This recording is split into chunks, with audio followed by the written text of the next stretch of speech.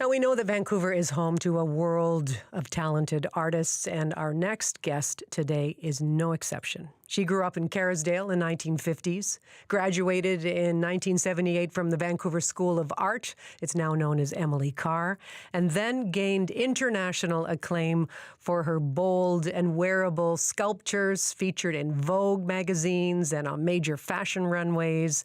Today, Martha Sturdy is a pioneering Canadian artist in her 80s with a 6-decade career, and she is one of 15 individuals appointed to the Order of British Columbia this year.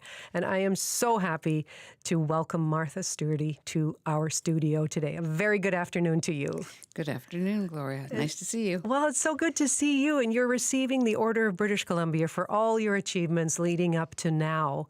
Congratulations to you. How does that feel? Well, it's a great honor, but in a way, I have to really look at my forebears because my mother went to school in the West End and grew up in Vancouver. And so several generations of people from my family have been in Vancouver area. And, it's a lovely place to be and a wonderful place to work because there's so much support for art and the environment especially. So it works for me. Well, and what drew you to art in the first place? I couldn't be anything else. Okay, it was that clear. Well, in grade 5, I wanted to be something, and I just couldn't be anything. But the only thing I could do was draw and do art. So that taught me that was where I had to focus. And I've always just kept making things. I'm always making things. Never stop.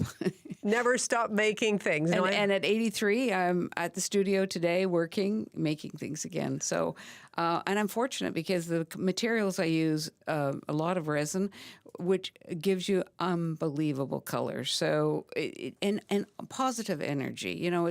I'm optimistic and positive as a human being. And that really helps a lot on creating things for me. Well, it is. You are a true Vancouverite, and I admire that creative energy, and I love, love, love your work. And I know that there's a short documentary that is out there right now that's made about you, looking at how you began your international career. So let's just listen to a little bit of that. After running about 10 blocks in this crazy heat, I get to Vogue. And the accessory editor at Vogue magazine at the time was Vera Wang. And they started loving my things. Actually, after that, I went to Milan. And that was even more exciting because I took out one thing. I had 8 editors around me. Everybody said, well, can I have this one for a shoot? I'm doing a shoot next week. Can I have this? Can I have that?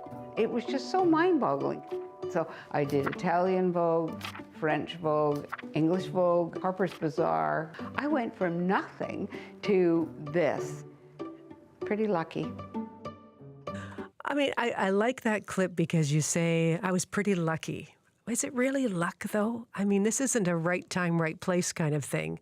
People make their own luck. You worked it. You created these amazing pieces that caught the eye of the right people. So, I mean, how do you look back on that time in particular where you realize the world is opening its eyes to your work? Well, what I'd done is I'd gone to Milan, and my son Jordan was there. He was living there for about a year. And I just thought, why not just go? And so I thought, well, they'll just go, oh, there's this girl from Vancouver, like Outer Mongolia.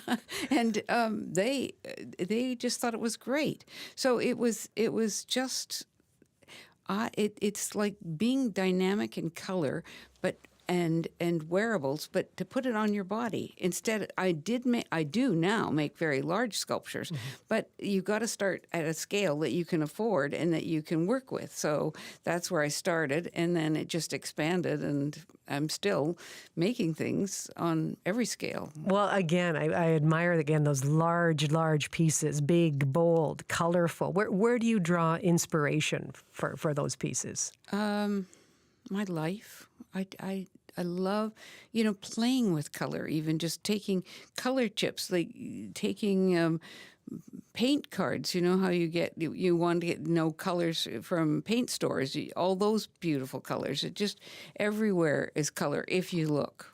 You have to be a visual person.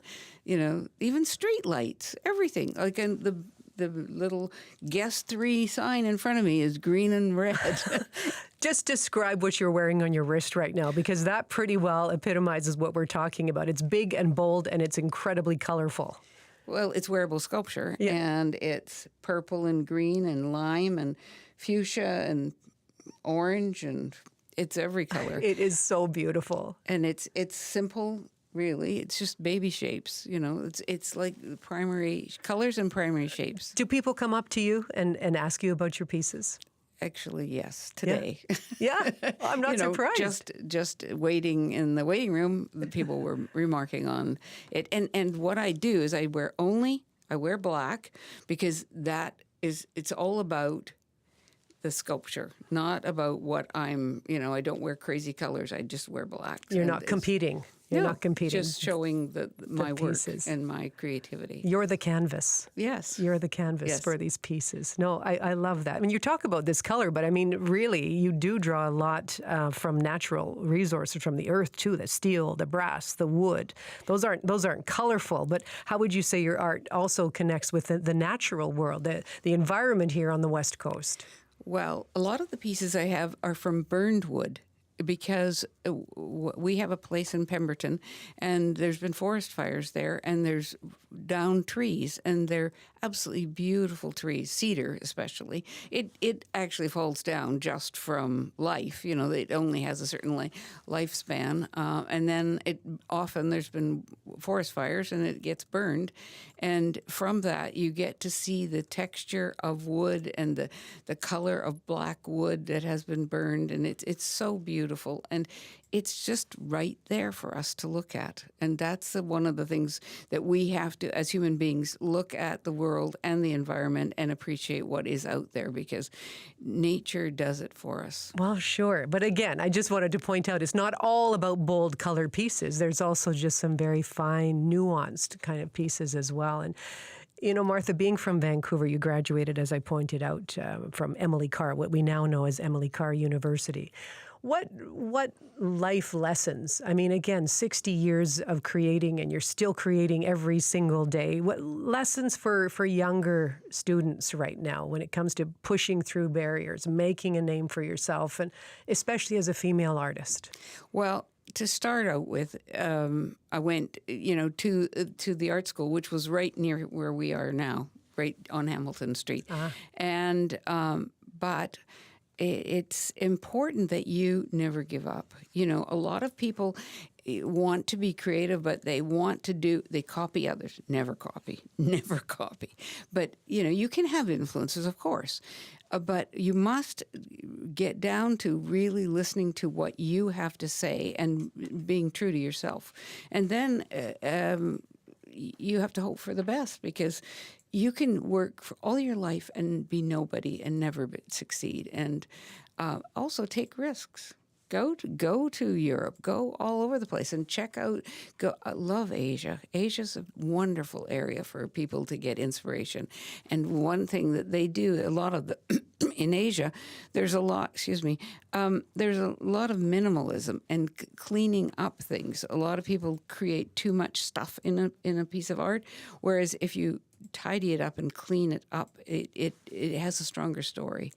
So that's another lesson that you have to learn. Edit. Yeah, well, you're iconic. You're iconic. I mean, what keeps you rooted here in Vancouver, despite having attained, global success? You could live anywhere, although your pieces do live in other places in other countries, don't they? Right.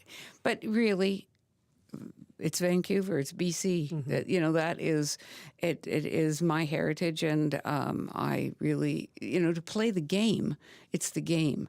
And the game in Vancouver is fair and innocent in comparison to the New York game or European game. So it's just a good balance. Fair and innocent. I hadn't expected you to say that, but that's an interesting comparison there as well. It keeps you here. Any, a challenge that's been most pivotal in your life and the artist and the person you are today? I guess the most challenging part is just never give up. You can be in and you can be out, and it doesn't, then you'll be in again. As long as you just stick to whatever it is you can do and be, as I say, as minimal as possible, because busyness messes things up. Busyness, yeah, but you've just come from your studio. You've already been busy today. Oh, yes. Well, apparently it's working for you. Yes, I go to work at 6:30 or thereabouts, and I work until about 2, and then I go home, usually. Oh, fantastic. Yeah. I hope you keep creating. Martha Sturdy, you're a marvel, and congratulations again. Oh, thank you so much. That's Martha Sturdy, an acclaimed artist based here in Vancouver. She is one of this year's appointees to the Order of British Columbia.